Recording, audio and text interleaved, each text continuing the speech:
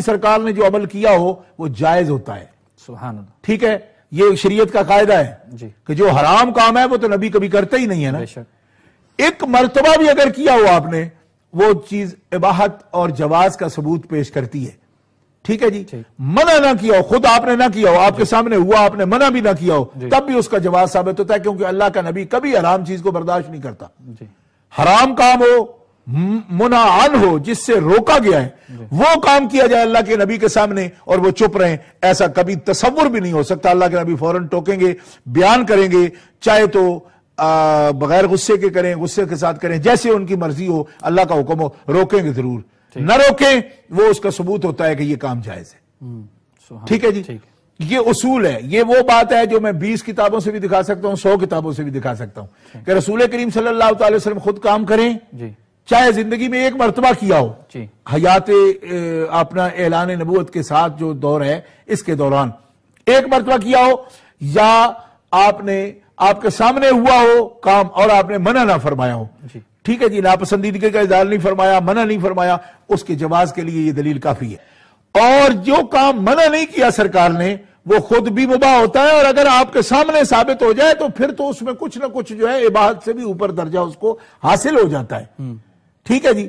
تو اب یہ احادیث مبارکہ میں ثبوت موجود ہے کہ نبی کریم علیہ السلام عید کے موقع پر, نبی کریم علیہ السلام شادی کے موقع پر, خود اپنے گھر کی شادی کے موقع پر, یہ خاص توجہ والی بات ہے, اپنے گھر کی جو شادیاں ہیں اس کے اندر بھی نبی کریم علیہ السلام نے دف بجانے کا حکم فرمایا.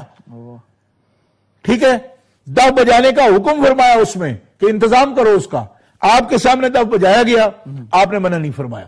ام المومنین کے سامنے بجایا گیا, آپ نے اس سے منع نہیں فرمایا. حتیٰ کہ ایک صحابی نے منع کیا تو آپ نے فرمایا چھوڑو, عید کا دن ہے, کرنے دو جو کچھ کرتی ہیں, تھی بھی وہ لڑکیاں. اچھا, احادیث میرے سامنے ابھی میں پیش کروں گا اس پر.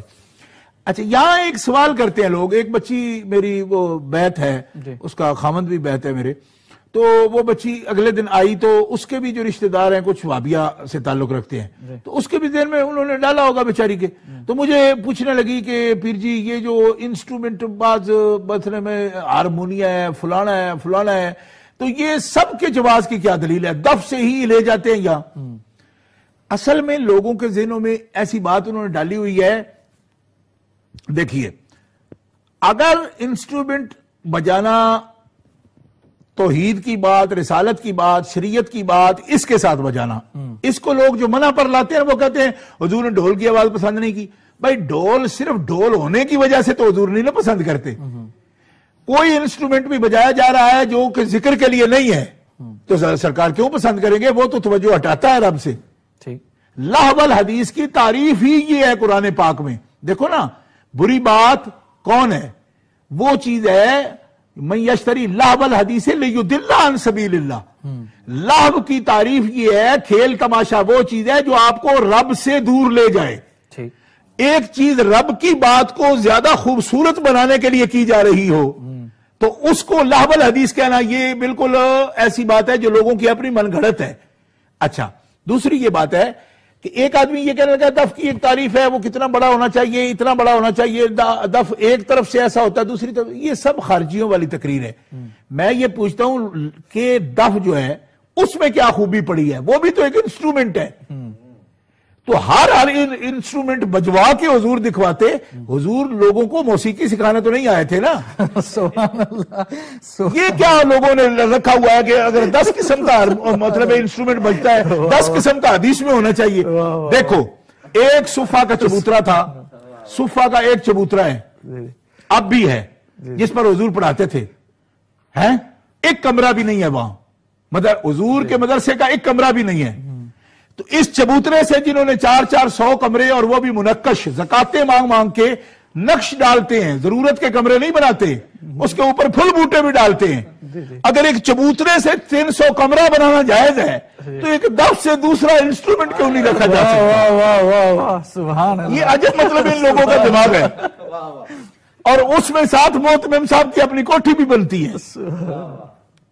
بیت المال کے کوئی کسی کو گدھا ملا ہو تو اس سے اپنی لینڈ کروزر بھی ثابت کرتے ہیں کہ کیونکہ بیت المال سے عمال کو گدھے ملے تھے لہذا ہم نے 50 لاکھ کی لینڈ کروزر خرید لی ہے. تو بندہ خدا جب ایک چبوترے سے 300 کمرہ ثابت کر لیا آپ نے اور لوگوں سے مانگ مانگ کے زکاتیں نقش بوٹے ڈالیے ضرورت کے یہ بھی نہیں، حضرت اس کے اوپر پوری مینا کاری کرنی شروع کر دی زکوٰۃ کے پیسوں سے، یا تو ضرورت کی چیز ہو، مینا کاری بنائی ہوئی ہے اس کے اوپر، نقش بنائے ہوئے ہیں، تو جو ایک چبوترے کی دلیل سے 300 کمرہ نکال لیا، تو دف پر کیوں اس بات پہ روکا ہے کہ دف ہی رہے گا، اس کے ساتھ ہارمونیم نہیں آئے گا؟ دف بھی تو ایک انسٹرومنٹ ہے نا ذکر کو خوبصورت بنانے کے لیے۔ تو نبی اللہ بنیادی طور پر صرف رب کی طرف لوگوں کو راغب کرنے آئے ہیں، موسیقی سکھانے نہیں آئے کہ ایک ایک آلہ بجوا کر کے دستے گئے بتاتے کہ یہ بھی بجا لو، یہ بھی بجا لو، یہ بھی بجا لو۔ ایک اصول آ گیا سامنے کہ جب کوئی چیز مزین کرنے کے لیے بجائی، آپ نے منع نہیں فرمایا۔ جب منع نہیں فرمایا، اس کا مطلب یہ ہے کہ جو چیز آپ کو رب کی یاد سے غافل کرے وہ بری ہے، اور اگر اس انسٹرومنٹ کا مقصد انسٹرومنٹ بجانا نہیں بلکہ جو اللہ کا ذکر سنایا جا رہا ہے اس کو خوبصورت بنانا ہے، تو پھر آپ اس کو اس طرح نہیں کہہ سکتے کہ حضور نے اس کو ناپسند کیا، کہا پھاڑ ڈالو، یہ کیا وہ کیا۔ وہ تب ناپسند کیا جب بدون ذکر اس کے بجنے کا مقصد کھیل تماشا تھا، نعت نہیں تھی، اس کے بجنے کا مقصد ذکر اللہ نہیں تھا، تو تب منع فرمایا۔